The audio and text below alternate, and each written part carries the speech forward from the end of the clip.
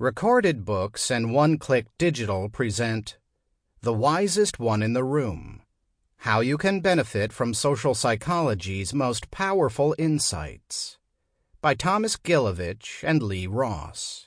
Narrated by Chris Sorensen. Preface. In late spring 1944, Allied forces were making final preparations for the momentous events of D-Day, the landing of troops on the 5 beaches of Normandy, codenamed Utah, Omaha, Gold, Juno, and Sword. The invasion would take place in 2 phases: an assault by 24,000 British, American, and Canadian airmen shortly after midnight, and a massive amphibious landing of Allied infantry and armored divisions at 6:30 a.m. The British commander, General Bernard Montgomery, gave the officers who would leave the assault their final briefing, a tour-de-force performance, thorough in its content and impeccable in its delivery.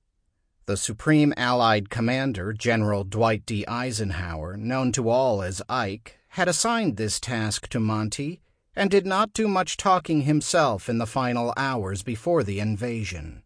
He did not reiterate details about the operation, nor did he offer his own perspective on the larger significance of the operation or of the long struggle ahead, a struggle that would culminate in the defeat of the Third Reich.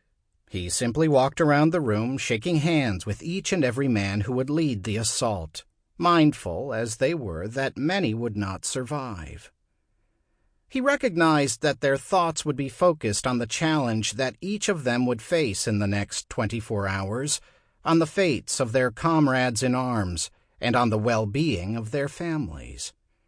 He gave no hint that he was contemplating his own fate or future reputation.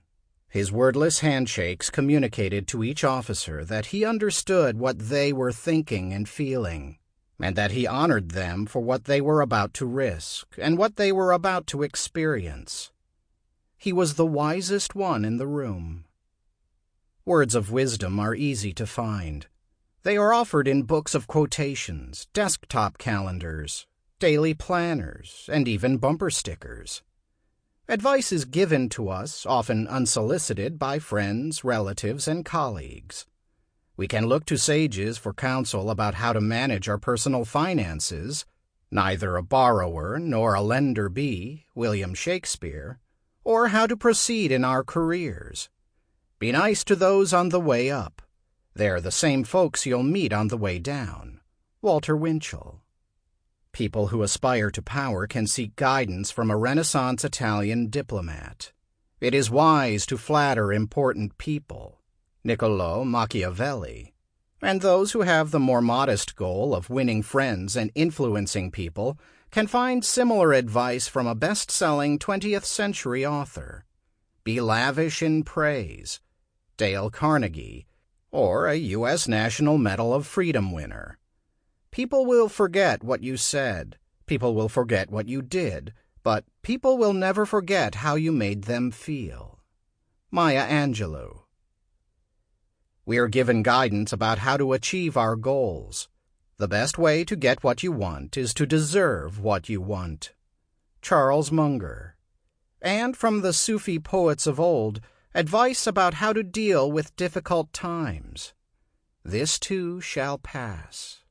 We can even find all-encompassing prescriptions for the meaning of life and the path to personal fulfillment. The meaning of life is to find your gift. The purpose of life is to give it away, from sages whose names have been lost to us. Insight and skill in dealing with human conflict have long been seen as particularly important elements of wisdom. We see this in the Old Testament tale of King Solomon resolving a custody battle, and in the success of Nelson Mandela 2.5 millennia later in achieving a bloodless end to apartheid. There are many different kinds of wisdom, as these quotations attest. Some people are Buddha-wise, some Bubba-wise, and still others Buffett-wise. It is telling that Webster's dictionary distinguishes 3 types of wisdom. 1. Knowledge, or accumulated philosophic or scientific learning. 2.